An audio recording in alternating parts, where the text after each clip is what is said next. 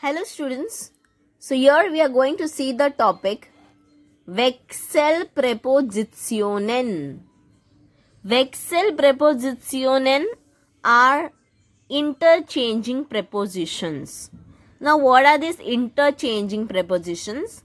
In simple terms, before this topic we must have gone across accusative prepositions which are very loyal to accusative case, dative prepositions which are very loyal to dative case.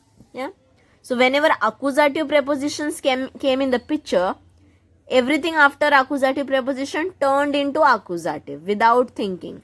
In the same manner, if a dative preposition came in a picture, everything after dative preposition turned into dative. Everything means exactly the next word of it at least. But in a Wechsel preposition, the word Wechsel meaning is only interchanging, exchanging, interchange. Okay. So this type of preposition, they interchange. Sometimes they are accusative, sometimes they are dative also. So write down and take that. Wechsel prepositions are such prepositions which are not loyal to any one preposition. They go both the sides. Sometimes they take accusative side, sometimes they take the dative side, according to the situation, of course. So whichever situation is favorable, if accusative situation is favorable, they go to accusative side. If dative prepositions are favorable, they go to the dative side. This is the situation. Now what will be the situation, how it will change, that we'll see further.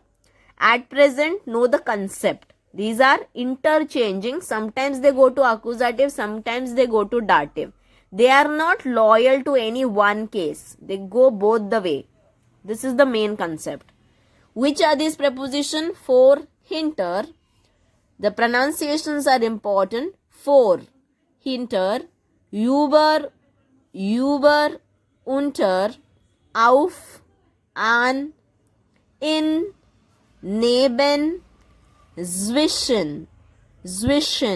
Okay. Now the meaning, take your black color pen and write the meaning of for.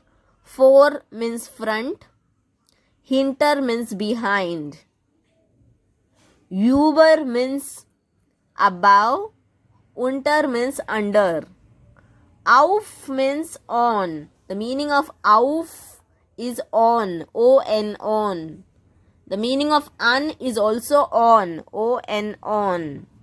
In is in only, neben is near, zwischen is between, between. If you have missed any meaning, go back, reverse, see the meaning and write it down with the black color. Pronunciations are important, meaning is important, concept is important. Once this part is done, then come to the application part. Now, for the application, I have written some examples for you all. So, over here, the number 1 example. We are just going to focus on this part for some time. Now, here as you can see, that particular sketch is depicting that one person is going from one place to another.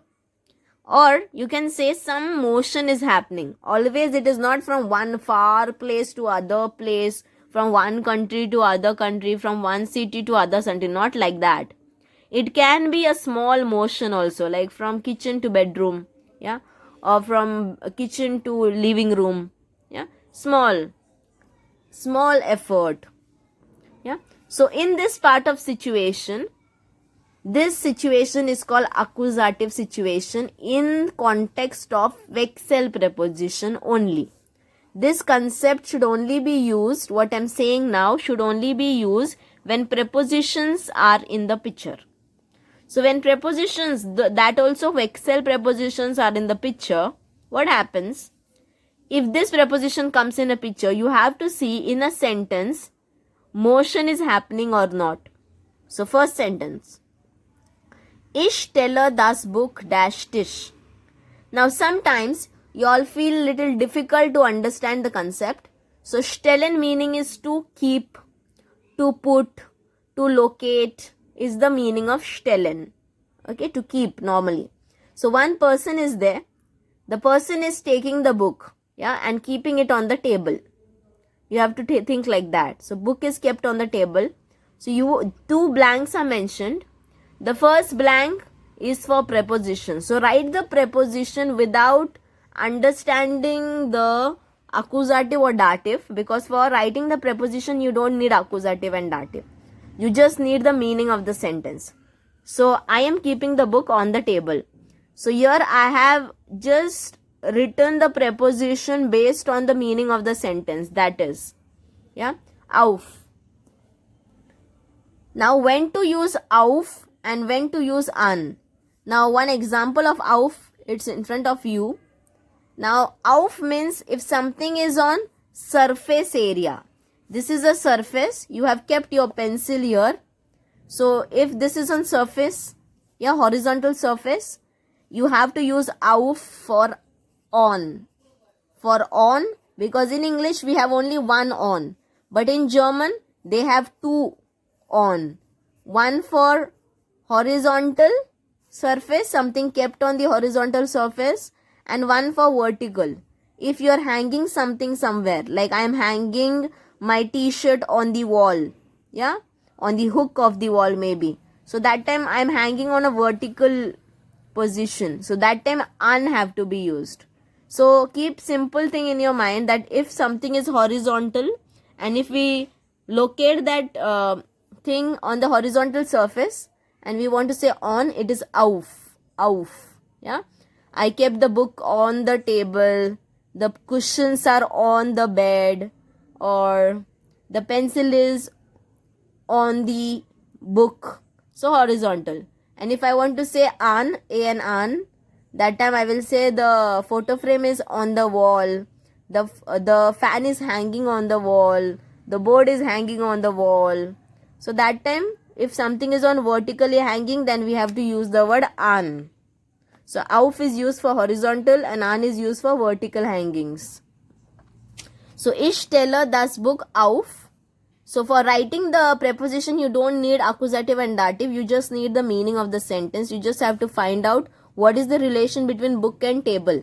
Book can be on the table. That is the only relation. Flasche and Tisch. Bottle can be on the table. So write auf again. Brille. Brille can be on the table. So auf. So this is the relation. So once you have written the relation, then comes the part for writing the articles in the second blanks. Now here everywhere you are going to write articles in accusative form, and the article you are writing for the Tisch, correct?